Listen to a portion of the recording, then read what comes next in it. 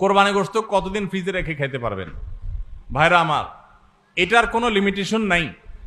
এটা নির্ভর করবে আপনার রুচির উপরে। এটা নির্ভর করবে যে আপনি কতদিন রেখে নিজে খেতে চাচ্ছেন বা এটা কতদিন ভালো থাকে তার উপরে। অনেকে খুব বেশি দিন গোশত ফ্রিজে রেখে, মাছ ফ্রিজে রেখে খেতে পছন্দ করেন না। ভাইরা আমার, কোরবানির গোশত যেহেতু আল্লাহকে আমি দিয়ে দিয়েছি, এটা আসলে আমার কিনা গোশতের মতো না।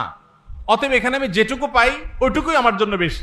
এই মানসিকতা থাকলে তাহলে গোশতের মধ্যে লাভ লস আর হিসাব করার মানসিকতা আমাদের থাকবে না। কোরবানির পশুর গোশত বেশিরভাগই দান করে দিবেন।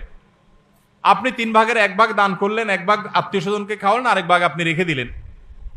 এটা হলো মুস্তাহাব, কিন্তু এটা জরুরি না। কেউ যদি বেশিরভাগও রেখে দেয় তার কোরবানি হয়ে যাবে। উদ্দেশ্য যদি আল্লাহকে খুশি করা হয়, গোশতটা যদি মূল উদ্দেশ্য না হয়। কারোর উদ্দেশ্য হতে পারে যে আমি রেখে দিয়ে পরে আস্তে আস্তে আল্লাহর হস্তে মানুষকে দিব, গরিব দুঃখীদেরকে রান্না করে খাওয়াবো, নিজেরাও খাবো, তো আলহামদুলিল্লাহ তিনি রাখতে পারেন। এটার কোনো লিমিটেশন নাই যে কোরবানি গোশত এতদিনে বেশি রাখা যায় না, এমন কোনো কথা নাই। কারণ